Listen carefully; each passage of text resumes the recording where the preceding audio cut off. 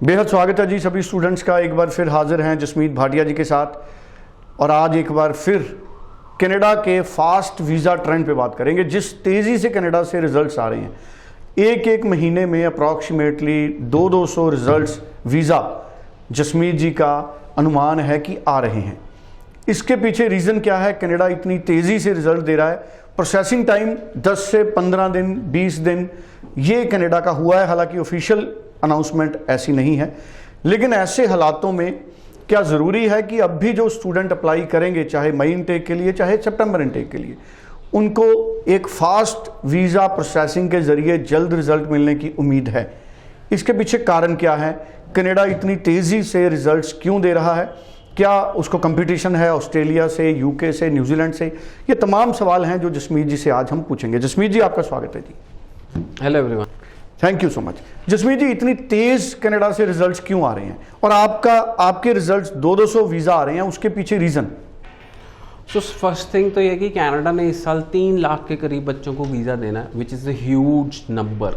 सो बहुत बड़ा नंबर है स्टूडेंट वीज़ा का जो कनाडा इस साल देना चाहता है। और कनाडा का जो हमेशा ही जनवरी फरवरी मार्च इज़ वेरी गुड बिकॉज एक नया कोटा होता है उनके पास वीज़ाज़ का, and they stop by December, and every year जनवरी फरवरी मार्च में बहुत बड़े नंबर्स में वीज़ा आते हैं। सो ये एक मेजर रीज़न है कि कनाडा ज़्यादा वीज़ा देना चाहता है। सेकेंडली रीज़न ये है कि कोविड में कनाडा ने सब कुछ एक्सपेरिमेंट किया, जो दिक्कतें बच्चों को आई और जो भी प्रॉब्लम स्टूडेंट्स को आई, ऑफर लेटर डिले था, वीज़ा डिले था। सो कनाडा उन चीज़ों में 2-3 साल में एक्सपर्ट हो चुका है। सो रिजल्ट्स बहुत तेज़ी से आ रहे हैं। कनाडा ने एक्स्ट्रा वीज़ा ऑफिसर्स हायर करने थे, एक्स्ट्रा टीम डेवलप करनी थी, सॉफ्टवेयर डेवलप करने थे, सब कुछ जो डेवलप करना था वो डेवलप कर लिया है और already they are processing their cases now very very fast. So this is the main reason कि उनको जो तंगी वाला टाइम था वो सारा निकल चुका है। वेयर एज अगर हम बाकी कंट्रियों से कंपेयर करते हैं, ऑस्ट्रेलिया से, यूके से, ऑस्ट्रेलिया में ऑफर्स नहीं आ रही, वीज़ा डिलेज हैं, डिपेंडेंट वीज़ा डिलेज हैं। यूके में ऑफर आ जाती है तो कैश नहीं आता, तो कैश में डिलेज है because those countries are going through what Canada has already gone through. So अब उनके पास प्रॉपर टीम है, हर कॉलेजेस के पास एक्स्ट्रा टीम है, हर क्या कहते हैं एम्बेसी के पास एक्स्ट्रा वीज़ा ऑफिसर्स हैं। सो आई थिंक कि कनाडा ने वो जो कोविड में सबको सपोर्ट किया उसका आज बेनिफिट स्टूडेंट्स को मिल रहा है। यूएस से भी देखो अब कह रहा है कि 1 अप्रैल से जो उन्होंने नई टीम हायर की है, they will be expert and they will do lot of visa processing. US से भी बहुत बड़े नंबर्स में वीज़ा देना चाहता है। So right now all the countries across the globe उनको स्किल शॉर्टेज की बहुत बड़ी प्रॉब्लम से जूझ रहे हैं एंड कनाडा उसमें नंबर 1 चल रहा है। मतलब कनाडा ने अपना एक ऐसा सिस्टम बना लिया है जो इमिग्रेशन से बहुत ज़्यादा बेनिफिट्स ले रहा है।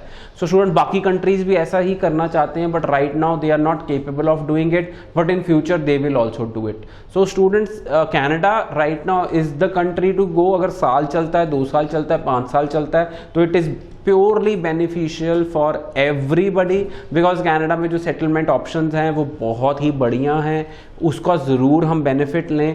काम की बात तो अगर करें तो आज स्टूडेंट चले जाए बॉम्बे तो उसको काम नहीं मिलता इमीडिएटली। सो कनाडा में 10-15 दिन, 20 दिन, महीना लग सकता है आपको काम ना मिले, पर काम बहुत ज़्यादा है। काम आप कहें कि सिर्फ मेरे को टोरंटो, ब्रैम्पटन और सरी में ही जाना और काम चाहिए, so already those are very very concentrated areas of Punjabis and Indians.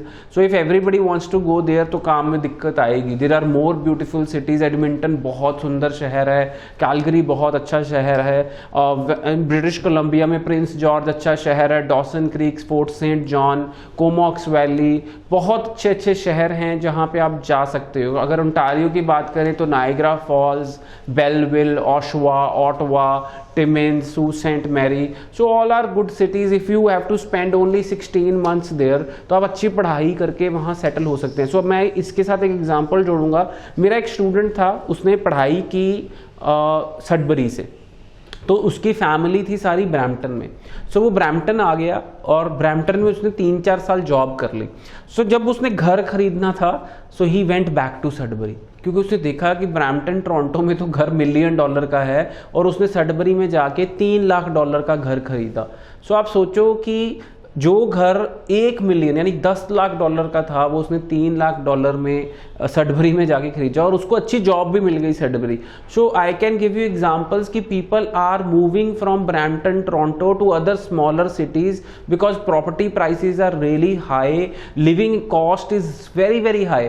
बच्चों को ये चीज समझ नहीं होती because they are in there they are aggression, they are young, they don't understand expenses. पर when you become mature, when you are married, फिर आपको ये चीज समझ आएगी कि जो लिविंग कॉस्ट है वो बहुत इंपॉर्टेंट रोल प्ले करती है आपकी लाइफ में। अगर आप एक घर खरीद लेते हैं जिसकी जो आपकी मेजॉरिटी ऑफ इनकम का शेयर ले जाती है, सपोज आप $5,000 कमा रहे हैं और घर की इंस्टॉलमेंट $3,000 है, तो आप कैसे सर्वाइव करेंगे? और सपोज आप $5,000 कमा रहे हैं और चाहे आप $4,000 कमा रहे हैं छोटे शहर में, पर घर की इंस्टॉलमेंट $1,000 है, तो आपको फिर भी बेनिफिट है। सो स्टूडेंट्स, आई थिंक कि बच्चों को थोड़ा मेच्योर होना पड़ेगा। आज की डेट में कहीं भी जा रहे हैं, छोटी छोटी चीज़ों का, जैसे हमने बहुत बच्चों के साथ लिविंग कॉस्ट शेयर की पहले अपने शोज़ के अंदर कि क्या लिविंग कॉस्ट होती है, कौन से शहर उनको चूज़ करने चाहिए, कैसे जाना चाहिए। अब देखो काफ़ी बच्चे अल्बर्टा मूव कर रहे हैं क्योंकि BC और ओंटारियो में जो इनकम टैक्स है that is 12% to 18%, whereas Alberta में जो इनकम टैक्स है दैट इज़ 5%।